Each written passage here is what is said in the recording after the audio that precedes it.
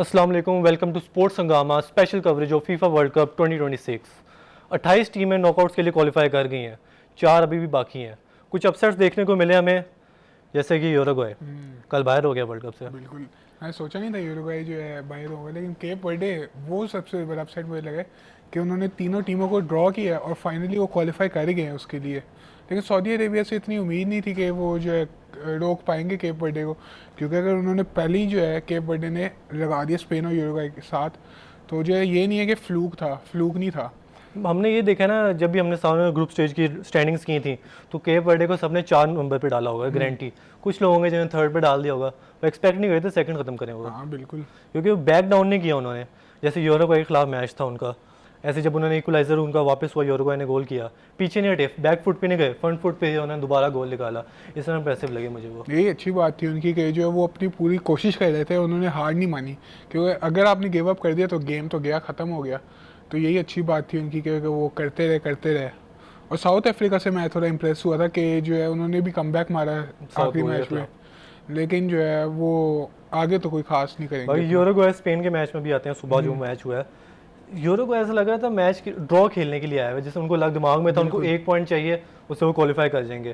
पर मुझे तो समझ नहीं है किस तरह खेल नहीं, कोई तो। खास मज़े का गेम नहीं था वो। रेड कार्ड भी जो है उसे मिल गया, और जो है स्पेन का गोल जो मुझे लगा था कि 2-3 तो मारेगा, लेकिन एक जो है फिर भी बनता था, स्पेन का एक्सपेक्टेड ये था। है कि ना लमीन यमाल अभी ऑफ लग रहा है, 45 मिनट्स खेला हुआ है पहले मैच में और 20 मिनट खेला हुआ है, तो अभी उसके बाद गेम रिदम नहीं लग रहा, क्योंकि एक काउंटर अटैक उसमें आया था कि जिसमें वो रुक गया था, भाई जाके रेस्ट लेना शुरू कर दिया उसने, वो मुझे थोड़ा अजीब लगा।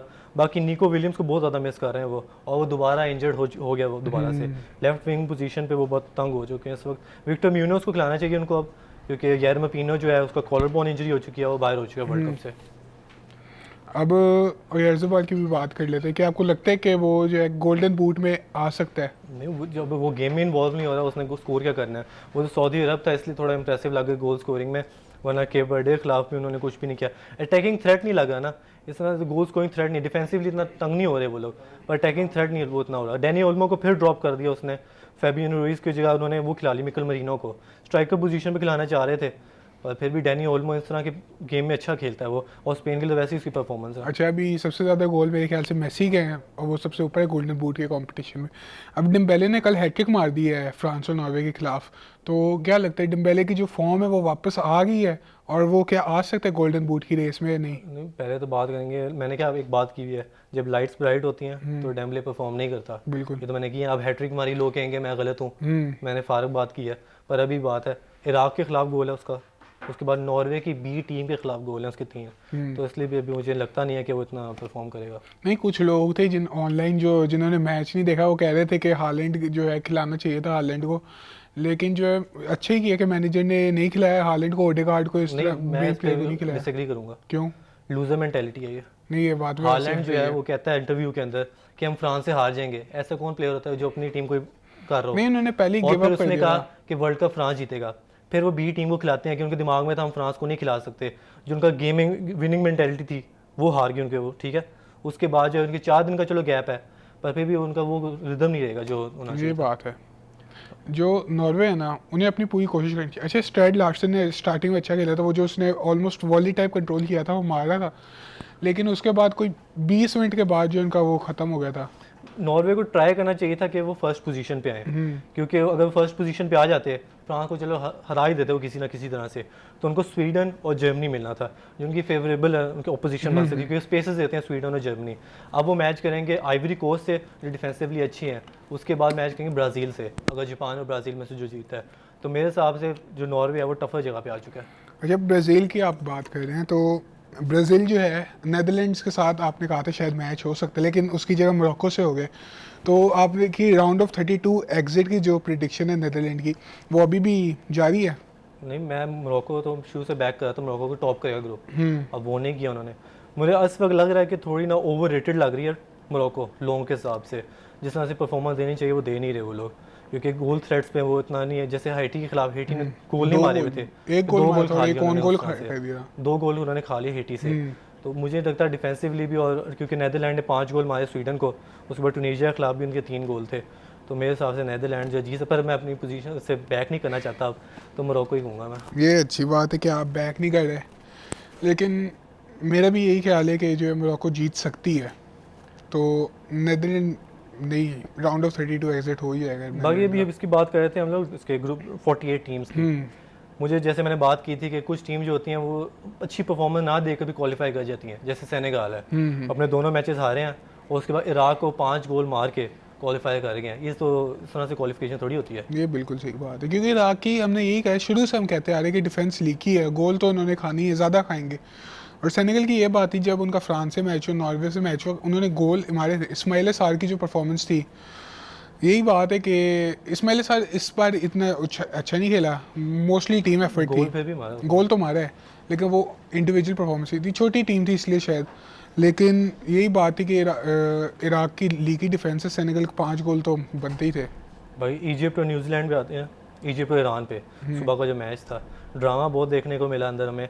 जो लास्ट मिनट विनर था जो ऑफ साइड हो गया, उस पर कॉन्ट्रोवर्सी लोग फैला रहे हैं कि ऑफ साइड नहीं बनता था क्योंकि लास्ट मैन था वो पीछे था कीपर से, ये वो। तो लोगों को ये दिमाग में नहीं पता, ये थोड़ा लोगों को समझा दें हम कि जो कीपर होता है वो आगे आ जाए तो कीपर सेकंड लास्ट डिफेंडर जो होता है वो बन जाता है, और जो लास्ट डिफेंडर होता है वो कीपर बन जाता है। तो ये ऑफ साइड देखते हैं, तो वही लोगों को ये confusion कैपा हो ने गई है। जैसे किया था।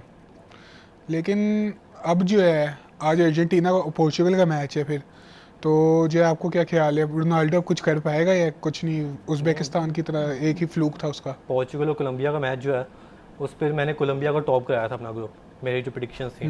तो मैं अभी भी उस पर जाता हूँ क्योंकि पोर्चुगल उज़्बेकिस्तान के खिलाफ परफॉर्म उन्होंने किया तो है, पर कोंगो के खिलाफ जिस तरह खेले थे कोलंबिया भी वही ओपोजिशन होगी उनकी, क्योंकि उन्होंने भी थोड़ा डिफेंसिवली अच्छे हैं, वो लोग स्क्वीज़ कर देते हैं वो ना फ्रंट थ्री को, और स्पेस नहीं देते। जैसे अब रोनाल्डो जो है उसको स्पेस मिलेंगी, मूवमेंट वो नहीं देंगे जो उज़्बेकिस्तान दे रहा था।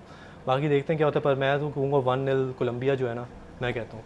अरे मैं आपके साथ डिसएग्री करूँगा, मैं कहूँगा 2-1 जो है पोर्चुगल जीत जाएगी। पोर्चुगल जीतेगा। एक्सप्लेनेशन को दे दो क्यों जीत सकता है। एक्सप्लेनेशन ये है कि मैं चाहता हूँ कि रोनाल्डो गोल मारे, ये बायस्ड है, इस बार मैं जो लॉजिक पे नहीं जा रहा, बाईस पे जाऊंगा, क्योंकि मैं चाहता हूँ रोनाल्डो जो है थोड़ा सा अच्छा खेले। वर्ल्ड कप तो वो जीतने नहीं वाला, ये सही बात है। तो जो है इतनी हम कह सकते हैं कि जो इमोशन पे जाके कि रोनाल्डो कोई मैच तो जीत जाए। बाकी नॉर्वे और हम उसकी बात कर रहे थे, जैसे जर्मनी फेवरेट अपोनेंट है। अब जर्मनी जो एक्वाडोर से उस दिन हार गया है, जर्मनी के लिए इतना ज़रूरी मैच था नहीं, वैसे 6 पॉइंट्स के टॉप ऑफ द टेबल थे वो लोग, तो एक्वाडोर से फिर भी हार गए। तो लगता है कि जर्मनी जो है आगे जा सकता है या नहीं जा नहीं, सकता। उस मैच में जर्मनी नहीं लग रही, उन्होंने इतनी जो है डिफेंस खाली छोड़ी हुई थी। एक्वाडोर ने बिल्कुल जो अपने चांसेस लिए थे ना, बिल्कुल सही टाइमिंग पे लिए थे कि जर्मनी को वो डिफेंस खोल के अंदर से वो निकल जा रहे थे सारे। तो जर्मनी को ये है कि वो अपनी डिफेंस को मेंटेन रखे, स्ट्रक्चर की ऑर्गेनाइजेशन जो है ना वो सबसे इम्पॉर्टेंट है। कि अगर आपका स्ट्रक्चर ही इतना लीकी है, इराक को देख ले, इतना लीकी स्ट्रक्चर है, वो आराम से सेनेगल गोल मार के चली जाती थी, नॉर्वे ने गोल मार दिए, फ्रांस ने गोल मार दिए। तो अगर जर्मनी भी ऐसे करती ना, जर्मनी की ये बात है कि वो अगर एक गोल खाती है तो 3-4 गोल मारती है। लेकिन अगर कोई बड़ी टीम होगी या ऐसी कोई टीम जिनकी डिफेंस अच्छी है, एक्वाडोर ने अच्छे डिफेंड किया था, जर्मनी एक ही गोल मार पाई। अगर ऐसी कोई टीम आए तो जर्मनी नहीं कर पाएगी कुछ और बाहर हो सकते हो। जर्मनी का मैच राउंड ऑफ 16 में कंफर्म हो चुका है पैराग्वे से। बिल्कुल। तो ये जो है पैराग्वे वन साइड मैच मुझे लग रहा है। वैसे तो जर्मनी का बड़ा टेस्ट होएगा राउंड ऑफ 16 में, क्योंकि फ्रांस जो है वो मोस्ट प्रोबेबली, क्योंकि स्वीडन को फ्रांस हरा देगा, उस पर जर्मनी फ्रांस का मैचअप होता है, वो जर्मनी के लिए डिफिकल्ट होने वाला है। नहीं, मैं फ्रांस को सपोर्ट कर रहा हूँ, शर्ट भी पहनी है, तो मैं यही कहूँगा फ्रांस जो जीत जाएगा जर्मनी से। लेकिन अब बाकी देखते हैं कि जो है पता चले पैराग्वे सब सेट हो सकता है, लेकिन इतना जो है नहीं। बाकी बेल्जियम जो है अपने ग्रुप में टॉप उन्होंने कर ली, लोग एक्सपेक्ट नहीं कर रहे थे, लोग समझ रहे थे इजिप्ट जो है वो टॉप जाएगा। मैं उन लोगों में से था, इजिप्ट वाले में बेल्जियम ने 5 गोल मारे हैं न्यूजीलैंड को और उसके लिए क्वालिफाई कर लिया। नहीं, क्योंकि बेल्जियम ने पिछले अपने गेम इतने अच्छे नहीं खेले थे, इजिप्ट और ईरान के खिलाफ भी इतना कोई खास नहीं किया था। लेकिन आज जो है इन्होंने इतना अच्छा खेला है कि जो है 5 गोल मार दिए। तो यही बात है, अभी सेनेगल वाली बात कर रहे थे कि सेनेगल ने 5 गोल मारा, 3rd प्लेस पे थे, क्वालिफाई हो गए। बेल्जियम ने भी ऐसे ही किया है, 5 गोल मार के क्वालिफाई कर गए टॉप पे। बाकी बेल्जियम का अब लग रहा है कि रूट थोड़ा आसान लग रहा है, क्योंकि वो ए, आई और जे इनमें से 3rd टीम जो है कि उसके साथ मैच करेंगे। मोस्ट प्रोबेबली साउथ कोरिया होगी, क्योंकि कल तक पता चल जाएगा कि कौन क्वालिफाई करता है। उसके बाद जो राउंड ऑफ 16 में मैच है उनका बोस्निया या यूएसए, इनसे हो सकता है। तो क्वार्टर फाइनल लग रहा है मुझे, क्वार्टर फाइनल में पहुंच सकते हैं वो लोग। बिल्कुल नहीं, क्योंकि अगर यूएसए भी आ जाए, क्योंकि यूएसए की है गेम तो अच्छी है, बेलोगन जैसे खेल रहा था उसने परफॉर्मेंसेस दी थी। लेकिन मेरा ये ख्याल है यूएसए अगर बड़ी टीम से कोई खेलता है ना, तो वो उनकी पुरानी परफॉर्मेंस होगी, वो जो है हैंडल नहीं कर पाएंगे बड़ी टीम को, ओवरवेलम हो जाएंगे। भाई अर्जेंटीना का कल मैच है, जॉर्डन से सुना है मेसी जो है वो स्कलोनी ने कहा है कि सेकंड हाफ खेलेगा।